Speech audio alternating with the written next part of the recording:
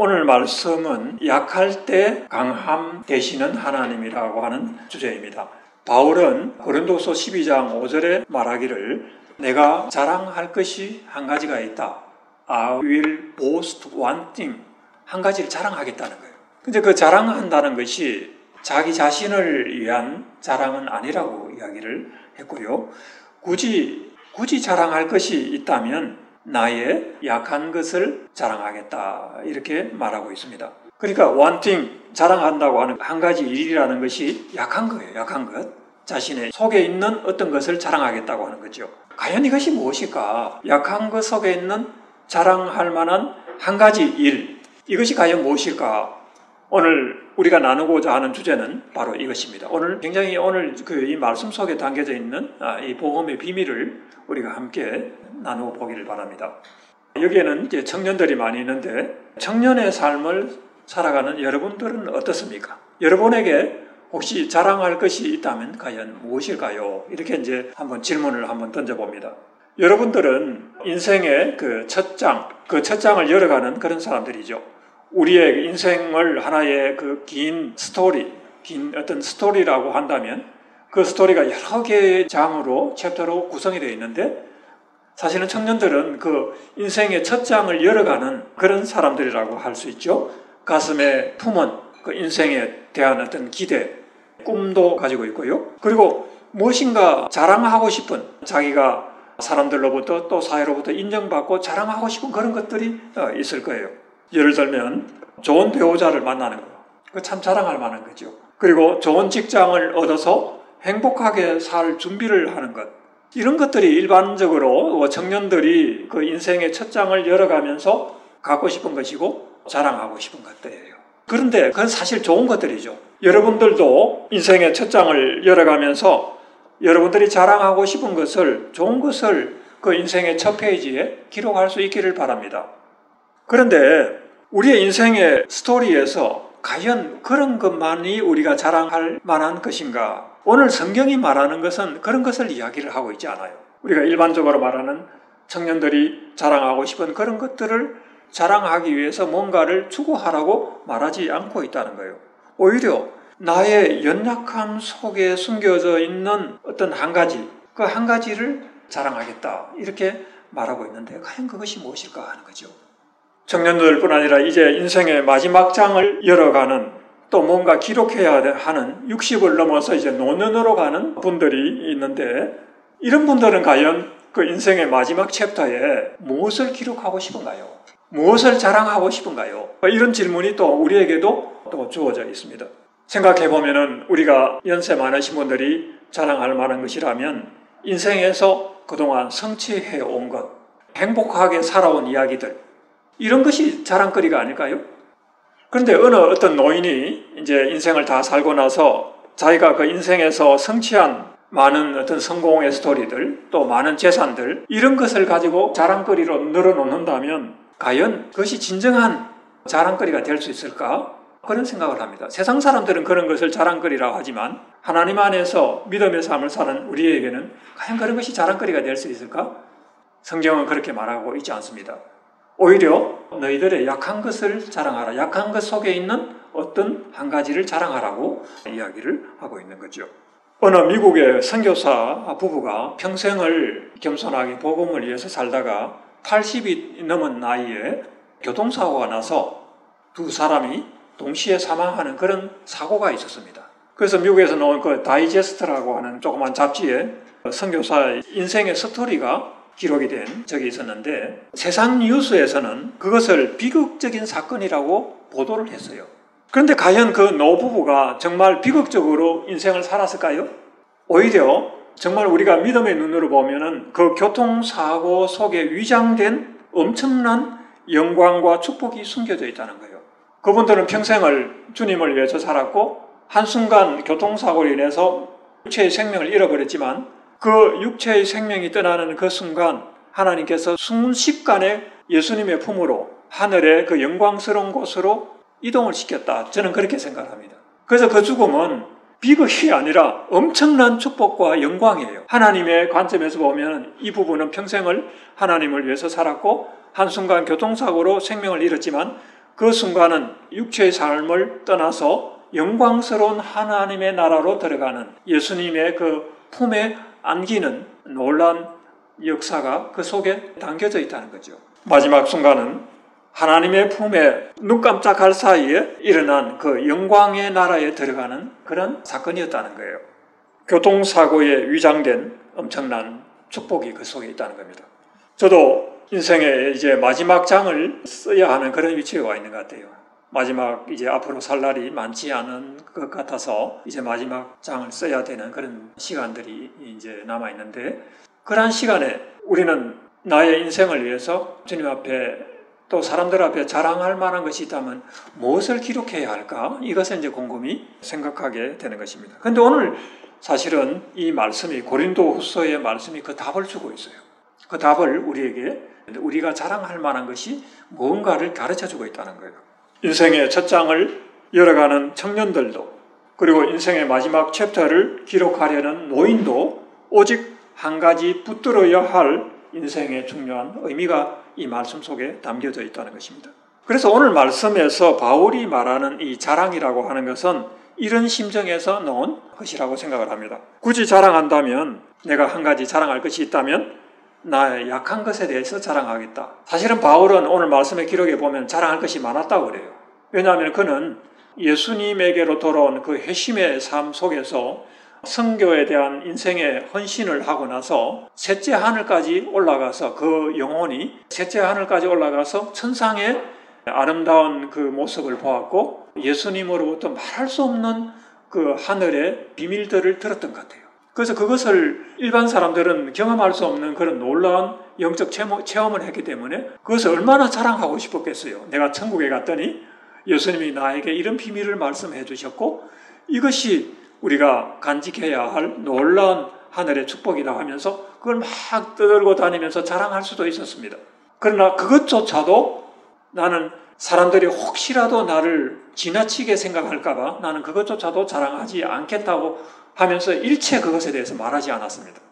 그리고 내가 자랑할 것이 있다면 나는 나의 약한 것을 자랑하겠다고 말하고 있는 것입니다. 엄청난 이 메시지가 우리 속에 지금 부어지고 있는 것인데, 이게 정말 역설이에요.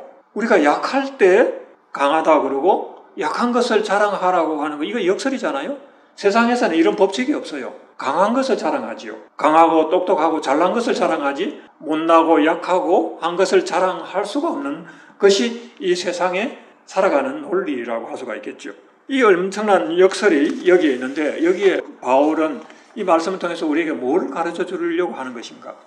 성경에는 하나님 나라에 관한 말씀들이 많이 나오면서 세상 나라에 살아가는 원칙이나 법과는 다른 이런 많은 역설들이 나와 있어요.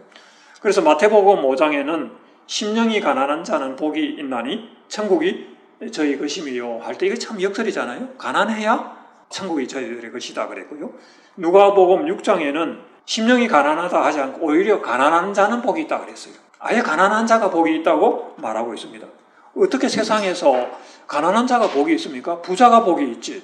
가난한 자가 복이 있다는 것이 이게 무슨 말입니까? 세상 사람들은 이해할 수 없는 말을 성경은 하고 있다는 거죠. 그리고 누구든지 자기를 높이는 자는 낮아지고 자기를 낮추는 자는 높아진다. 이런 말도 성경에는 하고 있습니다. 그리고 약한 것이 자랑이 된다. 약할 때가 강하다 하는 이런 말씀이 우리에게 주는 메시지가, 오늘 우리에게 주는 메시지가 있다는 거예요. 우리는 어떤 존재들입니까? 생각해보면 우리는 사실은 다 약한 존재들이에요. 연약한 존재들로 만들어져 있습니다. 지난번에 우리가 말씀을 나눈 것처럼 우리는 질그릇 같은 존재들이에요. 우리의 몸이 흙으로 빚어진 질그릇 같은 것이어서 이 질그릇 속에 하나님께서 소중한 것을 담아두시고 하나님의 뜻을 이루어 가시는 아주 오묘한 그릇으로 만들어 놓으신 거죠. 그런데 이 질그릇은 깨어지기 쉬운 존재로 되어 있잖아요. 그리고 투박하고, 이 육체로 된 이 우리의 모습 정말 투박해요. 그리고 아름다워 보이지도 않을 수도 있습니다. 우리의 몸과 또 우리의 마음도 그런 상태여서 육체는 나이가 들수록 후퇴하고 낡아지게 되어 있고, 그리고 우리의 마음도 상처받기 쉽고 연약한 그릇같이 되어 있어요. 그런데 그 약함 속에 자랑할 것이 있다는 거예요. 그러니까 우리가 사실 자랑한다면 우리 속에 그 연약한 질그릇 속에 있는 소중한 그것이 자랑스러운 거죠. 예수님의 생명, 예수님의 생명을 통해서 우리가 얻게 되는 놀라운 그 비밀들, 이런 것이 우리가 사실은 자랑할 만한 것이라고 말하고 있는 것입니다. 그런데 그 육체 속에, 연약한 질그릇 속에 그 아름다운 영원한 생명이 들어있는 것은 정말 이 놀라운 비밀이에요. 세상 사람들은 그걸 알지 못하는 비밀이 있고, 놀라운 생명과 그 생명을 통해서 오는 하늘의 축복은 오직 질그릇 속에서만 담겨져 있을 수 있는 거예요.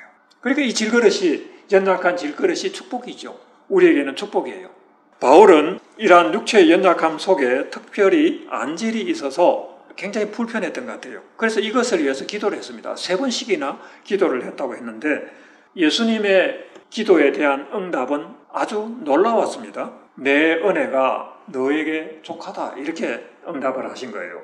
바울은 선교에 헌신하는 그의 삶을 통해서 많은 고난을 당합니다. 많은 어려운 일을 당하였습니다.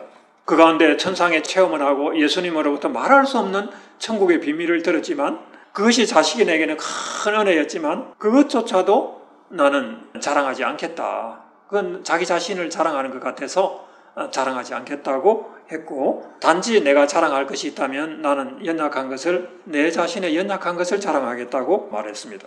바울은 자신의 온전함을 구했지만, 육체도 좀 온전하게 되기를 구했지만, 그 온전함은 하나님께 주시는 그 은혜조차도 그것을 자랑하는 것이 아니라 우리의 연약함 속에 있는 예수님의 능력을 통해서 온전하여진다는 것을 말하고 있습니다. 우리를 구원하시고 천하 만물을 다스리시고 통치하시는 예수님의 능력은 사실은 부족함이 없는 능력이에요. 그 예수님의 능력은 완전한 능력입니다. 그것은 하늘의 모든 권세, 땅의 모든 권세를 가지신 능력이에요. 그래서 그 예수님의 능력이 부족해서 우리가 연약한 것이 아니에요. 그 온전한 능력은 어떤 경우에 나타나게 되는가 하는 거예요. 그 능력은 우리가 강하다고 할 때 나타나지가 않는다는 거예요. 우리가 강하다고 하고 우리가 지혜롭다고 할 때 나타나지가 않고, 우리가 연약하다고 하고 우리가 우둔하다고 할 때, 지혜가 없다고 할 때, 연약하다고 할 때 예수님의 능력이 우리 속에서 온전하게 나타나게 된다는 것입니다. 그것을 바울이 자랑하겠다는 거예요. 그것을 자랑하겠다는 거예요. 연약한 질그릇 속에서 온전하여지는 예수님의 능력, 온전하여지는 그 예수님의 능력을 내가 자랑한다고 바울은 말하고 있는 것입니다. 우리가 강하다고 생각하고 우리가 높은 위치에 처하게 되면 예수님의 온전하신 이 능력은 우리 속에서 역사할 수가 없는 것입니다. 그래서 굉장히 이게 역설이에요. 그래서 우리는 주님 앞에서 낮아져야 되고 겸손하여져야 됩니다. 하나님께서는 이러한 원리 속에서 세상의 약한 것들을 택하십니다. 그래서 이 약한 것들을 택해서 강한 것들을 부끄럽게 하신다고 말하고 있습니다. 고린도전서 1장 27절에 그렇게 말씀하고 있고요. 스스로 강하다고 하는 것들을 부끄럽게 하시고 세상에서 약한 것들을 택해서 강하게 하시는 것이 하나님의 방법이라는 것입니다. 이 말씀이 우리의 인생 속에서 이루어지기를 바랍니다.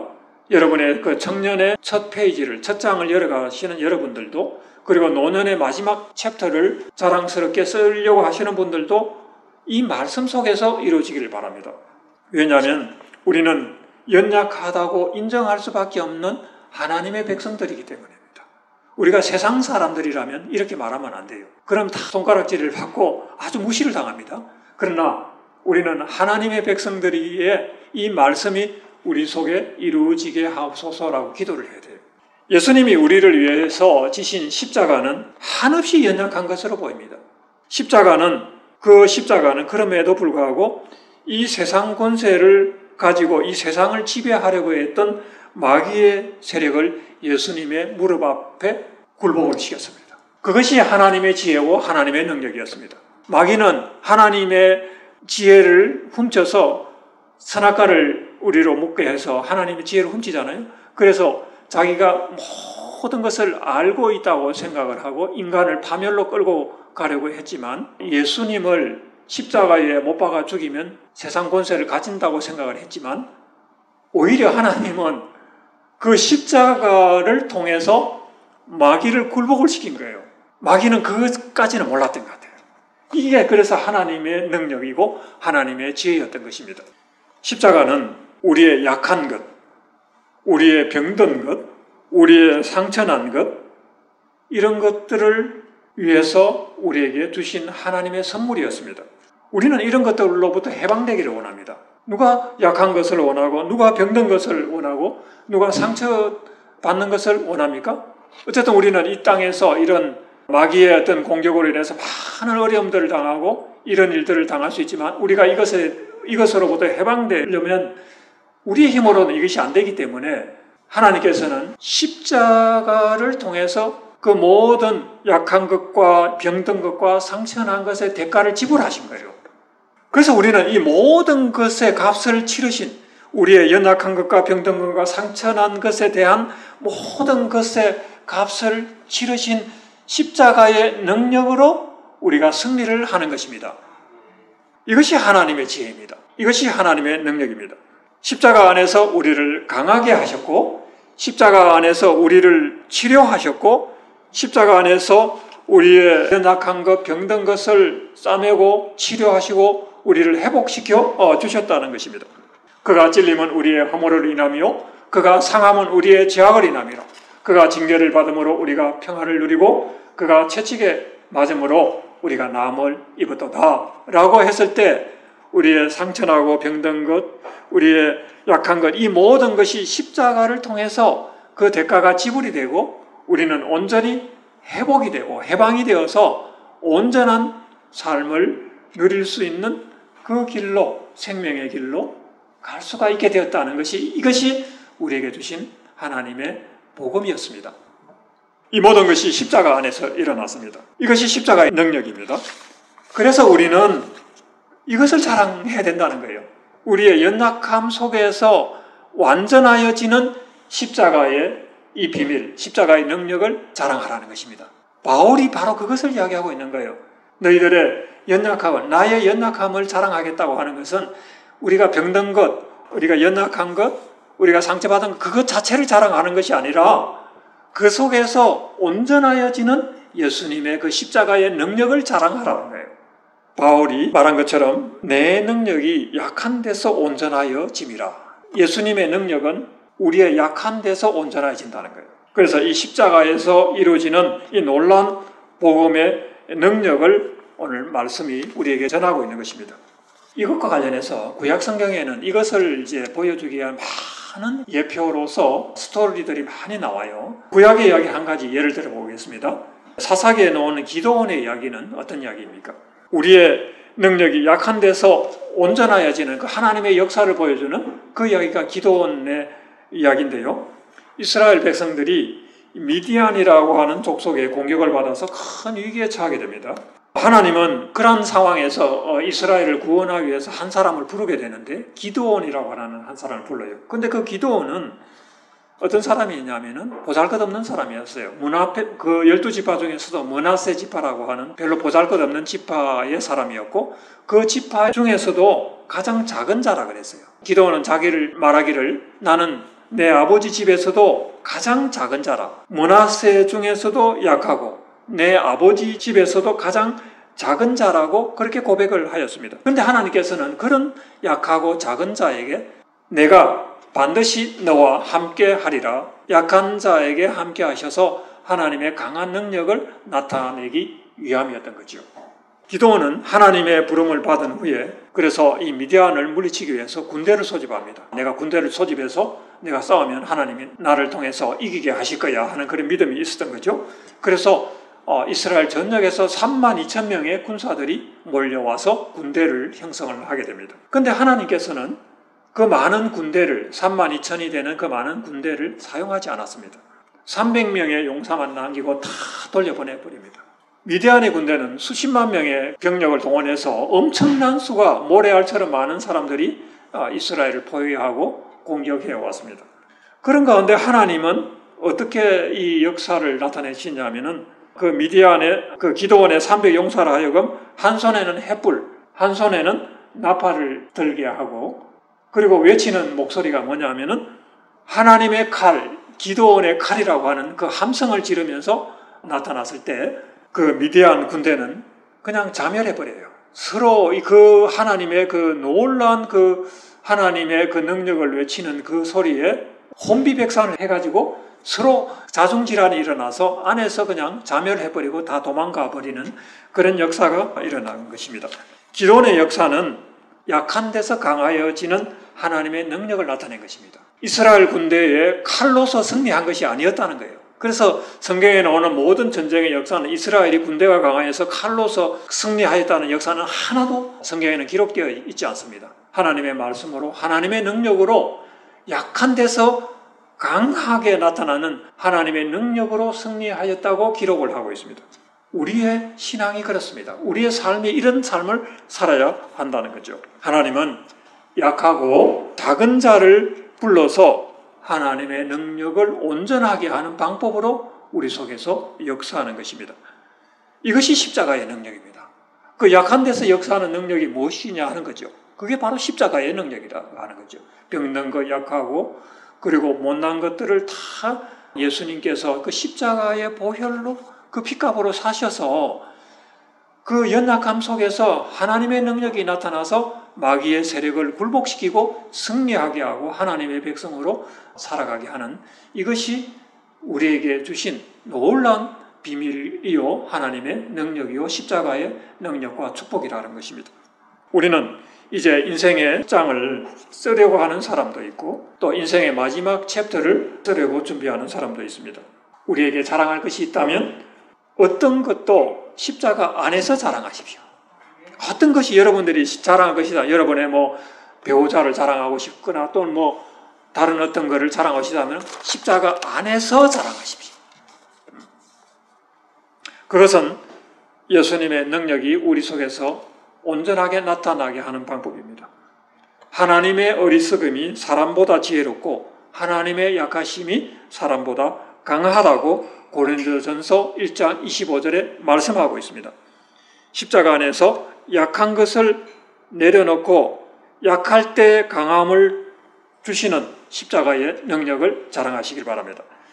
이 자리에 함께하는 우리 모두에게 하나님의 능력이 우리의 연약함 속에서 온전하여지기를 진심으로 축복합니다. 아멘. 기도하겠습니다. 전능하신 하나님 아버지, 오늘 고린도후서 말씀을 통해서 우리의 연약함 속에서 온전하여지는 그 십자가의 능력을 자랑하게 하시니 감사합니다. 우리의 약한 것, 우리의 병든 것, 우리의 부족한 것을 십자가에서 다 우리를 위하여 도멸하시고 온전하게 하여 주셔서 우리가 인생을 살아갈 때 인생의 첫 장을 서는 청년들이나 또는 인생의 마지막 챕터를 살아가려고 하는 그래서 우리의 삶 속에서 자랑할 것을 남겨가는 모든 사람들에게 오직 십자가의 능력만이 우리의 자랑이라는 것을 고백하게 도와주옵소서. 감사드립니다. 예수님의 이름으로 기도하였습니다. 아멘.